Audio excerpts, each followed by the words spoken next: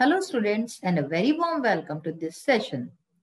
आपल्या आजच्या या सेशन मध्ये आपण जो चॅप्टर चालला होता हिज फर्स्ट फ्लाइट ह्याच्या आपण लास्ट पार्ट वरती येऊन गेलो आहोत. आज या चॅप्टरचा लास्ट सेशन आहे. ह्याच्यात आज आपण लाईव्ह इंग्लिशचं जे आहे दोन खूप महत्वाच्या गोष्टी आहेत त्या सांगितल्या गेल्या आहेत. लाईव्ह इंग्लिश मध्ये काय असतं की ज्याही गोष्टी तुमच्या डे टू डे लाईफशी रिलेटेड असतात त्या सगळ्या सांगितल्या जातात. तर लाईव्ह इंग्लिश आज वाचूया. ह्याच्यात फॉर्म फिलिंगची बहुत महत्वपूर्ण जी प्रक्रिया असते ती सांगितली जाईल. चला पाहूया आपली live English. So now as you all can see on this page, this is form filling. This is about form filling. आपण कुठेही जातो तर आपल्याला सर्वात आधी कोणत्या ऍडमिशन करता जायचंय किंवा कोणत्या लायब्ररीची मेंबरशिप घ्यायची काही पण करायचंय तर form filling is a must. त्याच्याशिवाय आपलं जो आहे आपण काही नाही करू शकत. इव्हन तुम्ही नोकरी करायला सुद्धा झाले तर त्याच्यात सुद्धा तुम्हाला फॉर्म्स देतात आणि ते फिल करायला म्हणतात. सीव्हीज वगैरे तर असतात त्याशिवाय पण फॉर्म्स वगैरे असतात. तर बघा form filling is a skill. Form filling काय आहे? कौशल आहे. It is a functional skill and a life skill. तर हे फंक्शनल आहे आणि लाईफ स्किल पण आहे. Today a big amount of data is collected offline and online through forms. तर फॉर्म्सच्या थ्रू जे आहे तुमच्या बाबतीत जितकाही जो डेटा आहे तो कलेक्ट केला जातो ऑफलाईन सुद्धा आणि ऑनलाईन सुद्धा. From a tedious task to an interesting task the online tools have made form filling a unique experience. तर टीडीएस टास्क म्हणजे खूप बोरिंग पासून इंटरेस्टिंग टास्क बनवलं गेलंय. Online tools have made form filling a unique experience. Online tools जे आहे ज्याच्याने काय झालंय की हे फॉर्म फिलिंगला एक खूप मस्त प्रकारचा एक्सपिरियन्स बनवला गेलाय. We will see how online and offline and online forms are filled. तर आपण हे बघू याच्यात आज की ऑफलाईन ऑनलाईन फॉर्म्स कसे भरले जातात and what steps are followed. काय स्टेप्स आपण फॉलो करतो and what care is taken by filling the forms. तर काय आपल्याला लक्ष ठेवलं पाहिजे एक फॉर्म फिल करताना. कारण की फॉर्म फिल करताना जराशी पण चूक होते तर मग तो फॉर्म रिजेक्ट होऊन जातो. तो फॉर्म एंट्रीच नाही होत. मग preparing for the form filling process. सर्वात आधी आपल्याला प्रिपेअर काय करावं असतं? Gather all the essential information.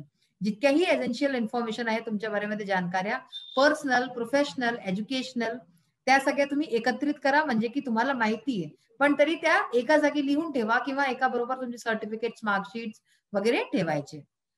अशाच प्रकारे verify names addresses references contact details to be entered.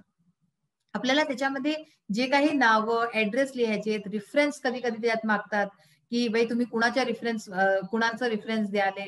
Contact details त्यात लोकांचे नंबर मागतात की तुम्ही तुमच्या ओळखीचे 2-4 लोकांचे नंबर द्या ऍड्रेस द्या. तर हे सगळं व्हेरिफिकेशनचं मागतं. ते सगळं तुमच्याजवळ असलं पाहिजे. Know the information not to be provided. तुम्हाला हेही माहिती असलं पाहिजे की कोणती इन्फॉर्मेशन अशी आहे जी तुम्हाला नाही द्यायची. काही इन्फॉर्मेशन फार कॉन्फिडेन्शियल असते. ठीक आहे ना. जसं की आधार कार्ड पॅन कार्ड वगैरे हे सगळं फॉर्म मध्ये कधीच नाही लिहिलं जात. Get a template and create a model form. तर आता पहा आपण एक मॉडेल फॉर्म भरूया. Filling out the offline forms. Offline forms म्हणजे काय झालं की जे आपण कागदावरती डायरेक्ट लिहून भरतो ते that is offline forms. Offline forms are filled in person म्हणजे हाताने लिहिले जातात पेननी. Some forms are OMR optical mark recognition and need to be filled in using lead pencil only. तर काही फॉर्म मध्ये OMR शीट सारखं असतं आणि नुसतं लीड पेन्सिलनेच लिहिलं जातं म्हणजे पेन्सिल जी असते HB जसं की नटराज वगैरे. Some forms are asked to be filled in using black ink only. आणि कशात ब्लॅक इंकनेच लिहायची. लिहिलं असतं की भाई तुम्ही या रंगाच्या पेननी आपला फॉर्म भरा. Read the form fully before starting to write. हे नाही घेतलं की असं फॉर्म घेतला हातात आणि जे दिसतं ते लिहिणं सुरू करून दिलं. असं नाही करायचं. सर्वात आधी फॉर्म पूर्णतया पुरा वाचायचा. मग गॅदर ऑल एसेन्शियल इन्फॉर्मेशन. जे वस्तू त्यात लिहिली आहे की हे त्यांना लागेल ते सगळं तुम्ही एकत्र करा. Keep the copy of documents to be attached handy. आता त्याच्यात तुम्हाला जे कॉप्या लागणार आहेत तुम्हाला द्यायच्या त्याच्याबरोबर है ना. तुमचे जसे की मार्कशीट्स आहे काही आहे त्याच्या कॉप्या मागितल्या जातात. तर त्या कॉपीज तुम्ही तयार ठेवा हँडी ठेवा म्हणजे की तुरंत तुम्ही देऊ शका. Complete every space in the form मध्ये जी स्पेस लिहिली आहे ती सगळी कम्प्लीट करा भरा. Proofread everything that you have written. आणि त्याच्यानंतर शेवटी तुम्हाला सगळं नीट प्रकारे वाचायचं आहे की तुम्ही सगळं व्यवस्थित लिहिलंय की नाही. Sign the documents to be attached and write the purpose of application under your every signature. म्हणजे काय तुम्ही जे डॉक्युमेंट्स अटॅच करता त्याच्यात तुम्ही साईन कराले आणि पर्पज लिहाले application under your every signature. Signature जिथे करायला तिथे त्याचा पर्पज उद्देशही लिहाले. Do not staple your photographs, use adhesives. कधी पण स्टेपलरचा यूज नाही करायचा, कारण की फॉर्म्स मध्ये काय करायचं असतं, आपली फोटो सुद्धा लागते, 2 किंवा 3 किंवा एकही लागू शकते, तर त्याला स्टेपल नाही करायचं. त्याच्यामध्ये आपलं जसं फेविस्टिक वगैरे आहे त्याच्याने चिपकवायचं. Sign at places only if it is asked. जर म्हटलं गेलंय तेव्हा साइन करा, त्याशिवाय साइन नका करू. आता पहा form filling out the online forms. Online forms जे असतात त्याच्यात काय असतं, त्यात आपल्याला पेन पेपर पेन्सिलची जरूरत नसते, आपल्याला टाईप करून भरायचं असतं. Online forms are filled using a computer or a mobile. Computer किंवा मोबाईलच्या मदतीने तुम्ही भरू शकता. Good data connectivity internet is the prerequisite for filling online forms. Online form करता जो सगळ्यात महत्वाचा विषय आहे तो आहे इंटरनेट. इंटरनेट असलं पाहिजे, त्याशिवाय नाही होऊ शकत. Use a blank template or print out of the form to avoid time delays. तर म्हणजे काय की एक प्रिंट आउट तुम्ही काढू शकताय आधी आणि पाहू शकता की त्यात काय काय भरायचंय, ताकी त्याच्यात तुमचा उशीर जास्त न लागेल. म्हणजे तुम्ही पहिले त्याचं प्रिंट आउट काढून घ्या आणि पाहून घ्या काय काय भरायचंय, त्यानंतर ते फॉर्म फटाफट भरा. Read the form fully before starting to fill it up. ह्याच्यातही तेच आहे की सर्वात आधी फॉर्म वाचून घ्या पूर्ण. Gather all essential information. Scan and save the copy of documents, photographs, signature to be attached in small size, around 10 KB to 100 KB size. तर तुम्ही जितकेही डॉक्युमेंट्स वगैरे देताय तुम्हाला द्यावे लागतं, ते काय करावं लागतं की स्कॅन करावं लागतं, साईन करावी लागते. ते सगळं स्कॅन करून हे सगळं आपल्या जवळ सेव्ह करा, हे सगळ्या कॉप्या ज्या तुम्ही देताय. Fill in all the mandatory fields in the form mark with asterisks. याला एस्ट्रिक्स म्हणतात. तर जे मॅन्डेटरी फील्ड्स असतात ज्याच्यावरती असा एक निशाण असतो ते तुम्हाला भरायचेच असतात. If something is not applicable to you, mark spaces as NA or 0. जर त्याच्यामध्ये कोणती वस्तू अशी आहे जी तुमच्यावरती ऍप्लिकेबल नाही, जे तुम्ही नाही आहात, सपोज कधी कधी असतं विडोवर अशा काही या काही कोणी पॅरालाइज्ड आहे, तर असं काही तुमचं नाहीये तर तिथे NA असं लिहायचं, म्हणजे नॉट ऍप्लिकेबल किंवा 0. Attach photos, signatures, PDF or JPEG images wherever asked. जिथे म्हटलं जाईल तिथे तुम्हाला हे सगळं द्यावं लागेल. Proofread once again before submitting. जेव्हा तुम्ही ते एंटरचं सबमिटचं बटन दाबा त्याच्या आधी एकदा परत सगळं व्यवस्थित पाहायचं. Never submit your password online. कधी पण पासवर्ड आपला ऑनलाईन चुकीने पण नाही द्यायचा, किती पण जरुरी असेल. Never click remember button while filling forms. Form fill करताना कधी कधी काय होतं, ते म्हणतं आपल्या कम्प्युटरवरती येतं असं की रिमेंबर दिस पासवर्ड किंवा रिमेंबर दिस, तर रिमेंबरच्या बटनवरती कधी क्लिक नाही करायचं, कारण की ते सेफ मुळीच नसतं.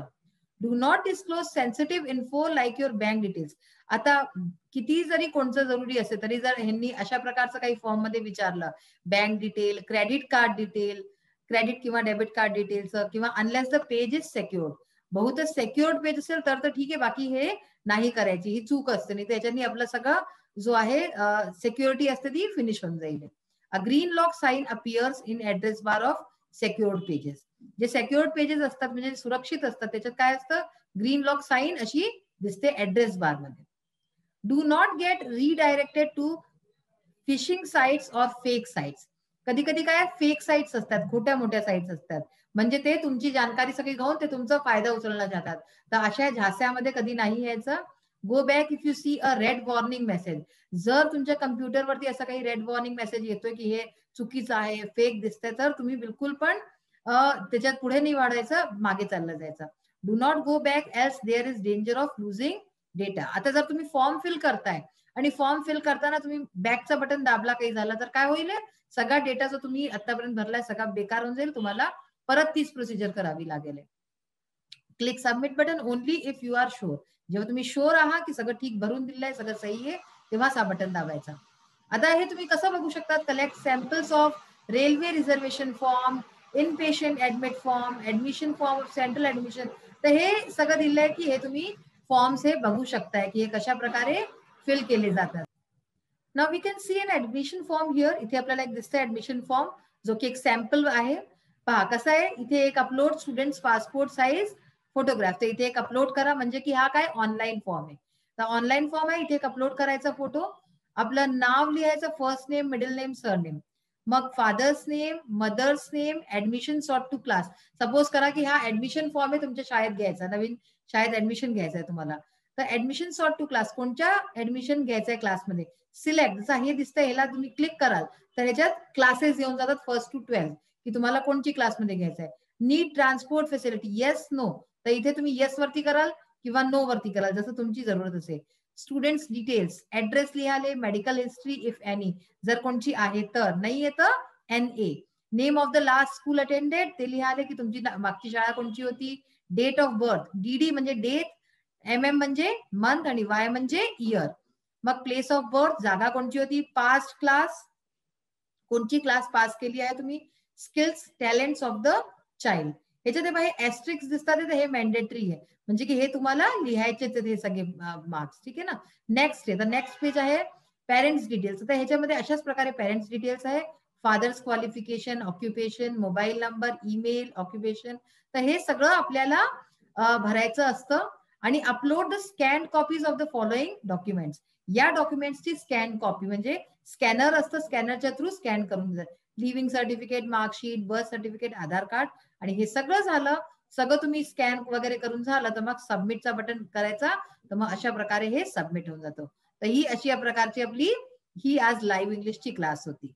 Now will start with the language study part. Read the following sentences carefully, underline the verbs and find out the tenses in the sentences.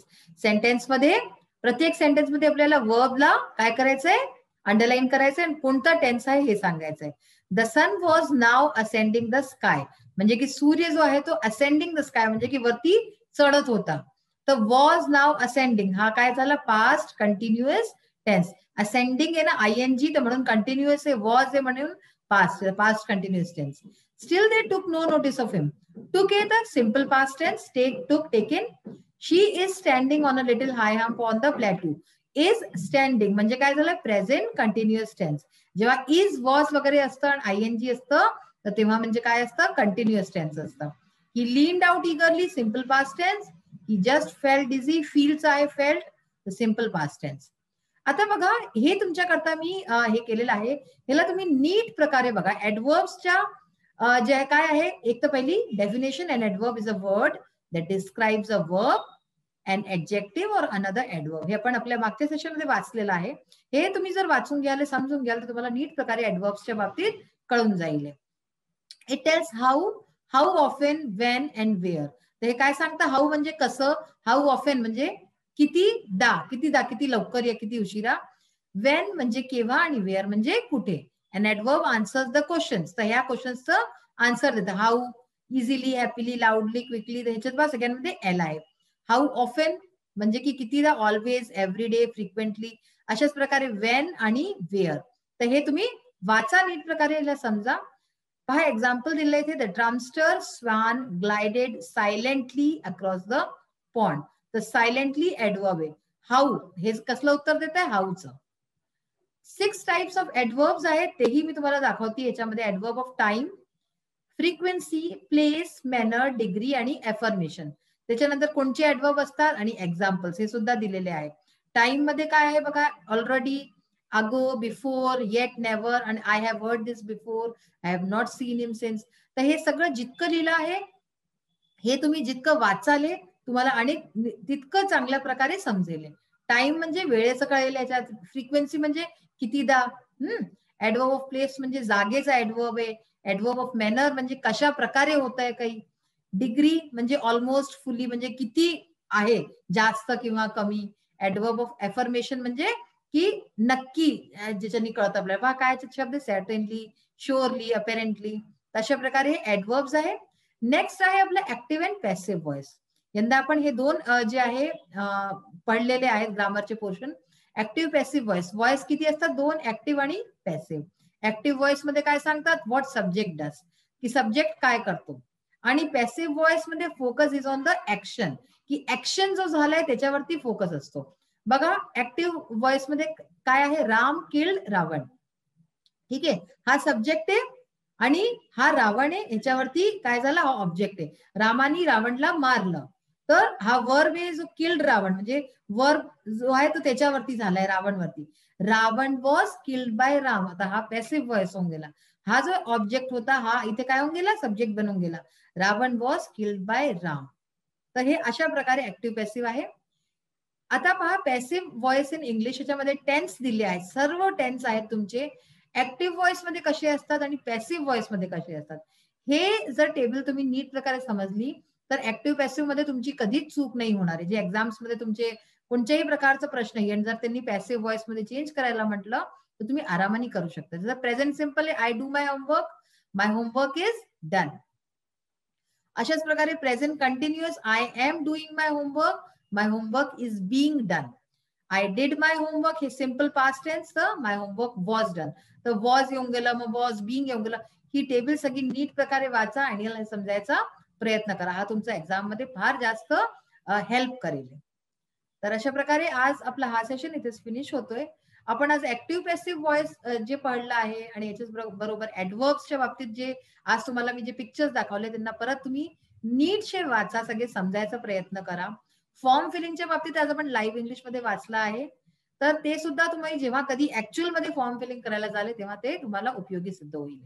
आजचा सेशन इथेच फिनिश होतो. नेक्स्ट सेशन मध्ये परत भेटूया. Till then bye, have a nice day. Thank you.